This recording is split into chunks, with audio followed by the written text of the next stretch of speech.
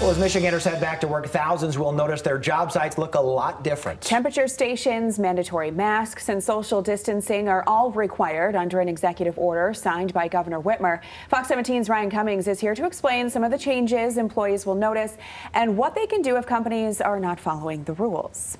Guys, businesses, employees, and lawyers all agree this is going to be a learning curve for everyone because we are in uncharted territory, and there's going to be a lot of questions to be worked out.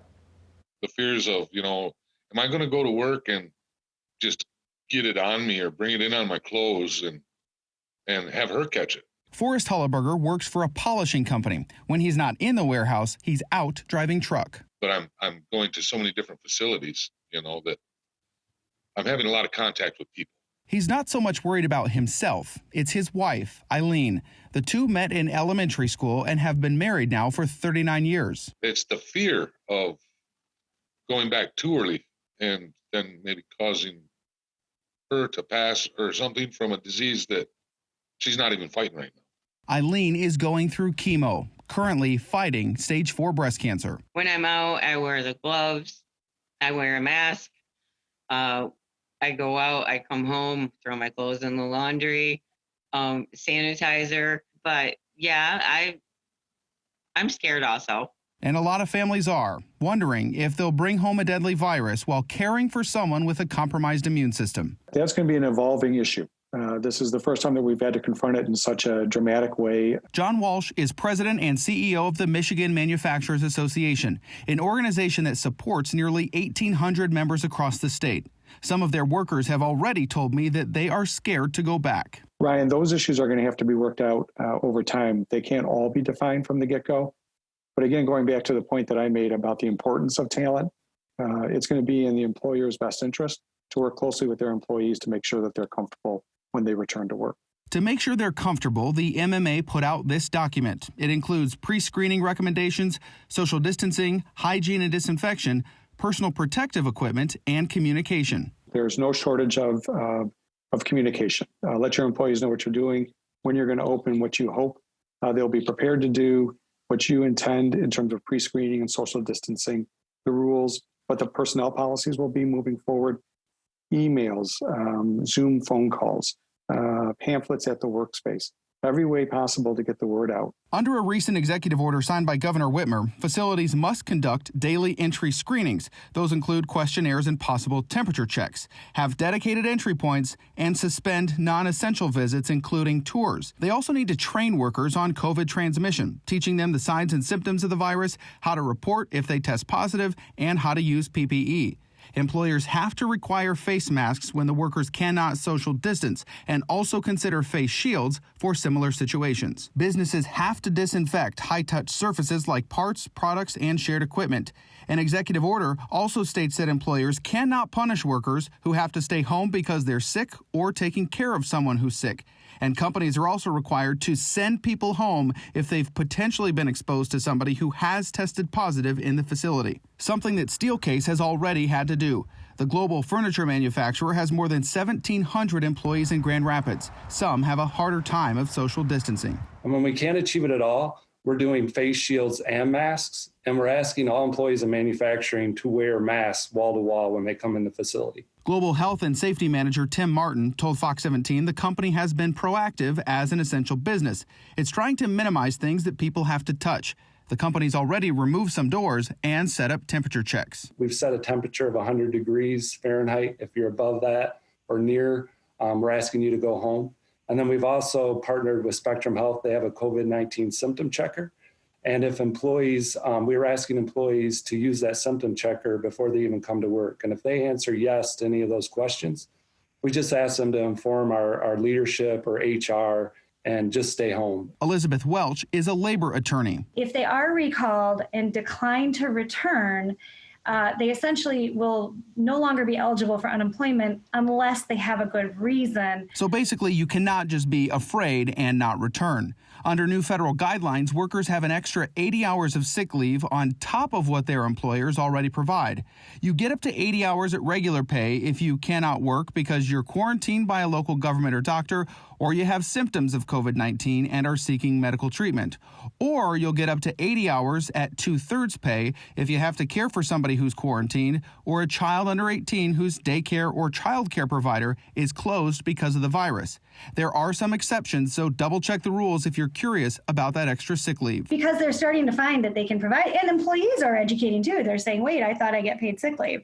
And the Department of Labor has started enforcing. Just last week, there was some cases where they've come down on some employers who didn't provide the leave. It will no doubt be a learning curve for everyone. People are ready to get back to work and normal life, even if they're a little scared like Forrest. Oh, yes, I love my job. I love the people I work with. I definitely want to go back to work, but I don't want to risk my wife's life to do it. And we have posted the COVID-19 resource guide from the Michigan Manufacturers Association, as well as a Get Back to Work Safely guide from the Small Business Association of Michigan. Those are all on our website right now at fox17online.com. And now we are joined by Brad Glazier, a labor lawyer here in Grand Rapids, who will try and answer some of your questions that you have already submitted about returning to work. Brad, thanks for joining us tonight. Thank you, Ryan. So I'm going to start with a question from Allison. She says that she has multiple health issues that put her in the high-risk population for serious complications if she is infected with COVID-19. She's currently furloughed, so if she's called back before an effective and adequate testing is in place, what are her options other than choosing to keep her job or saving her life? Well, the first thing that she should do is talk to her doctor and secure a note from the doctor that says that she is immunocompromised and or is concerned about COVID-19 and present that information to the employer. Okay, and Gail is kind of under a similar situation. She has COPD. She's worried about wearing the face masks that are required. She says she was already told that she would have to. So what are the exemptions for people like her with medical conditions, and what do they have to do or show to prove that they qualify for that exemption? Well, similar to the last caller, she should go to her doctor and see if the doctor concurs that she's unable to wear a mask. Another thing that she should probably look at are the different types of masks that are available. So the paper masks that surgeons wear use an electrostatic system as opposed to trying to block the airflow. And so she may be able to find a mask that would work for her. If she can't, she should try to get a doctor to provide notice to the employer of her inability to wear a mask. Okay, a question from Stacy Lynn. She wanted to know something about employees, like some of them who are working for the state who are exempt from the extra 80 hours of sick time. So what happens when their families get sick or they don't have daycare? Do they have options too? They do. Their options are more limited. So the 80 hours of sick time is available for employees who work for employers with fewer than 500 employees. And so if you're working for a large company, that 80 hours of sick leave may not be available to you. But if you qualify under the traditional Family and Medical Leave Act, which applies if you have been working for a year, and if you're working for an employer that has more than 50 employees at one location, then you could get leave under that act, and that lasts up to 12 weeks. And as our lawyer said earlier, that 80 hours is extra in addition to what your employer currently offers, right? Yes, that is money that's available from the federal government, and the way it works is that the employer would get reimbursed for those 80 hours. Many employers don't know about the availability of that program, and so you can help yourself and help your employer by providing a link to the Department of Labor site so that they know that that option is available for them. Okay. Sherry wants to know that if she does go back to work and she gets COVID, will her company be forced to pay all of the hospital bills? Because at home she's protected with her masks and gloves, and now that she's back to work, everybody seems to be touching everything. Well, that depends. If she is entitled to group health insurance through her employer, then yes, she would get coverage for whatever testing or whatever treatment is needed for COVID-19. If her employer does not provide for health care, then the testing for COVID is free. However, the hospital could charge her for the costs associated with the treatment that she received. So she's going to want to look at the possibility of Medicaid, and she's going to want to talk with a hospital early on to make sure that there's a process in place and programs in place so that her healthcare costs will be covered. Okay. Kevin also wants to know, he works in a factory and says that there is very little done about cleaning there. His facility uses a lot of shared hand tools, and he's concerned about that and getting COVID. So what are his rights besides filing a formal complaint with the state if things are dirty or not kept up? Well, fortunately, there is lots of guidance that is coming out just in the past couple of days that is going to require employers to provide a environment for employees that's safe and COVID-free.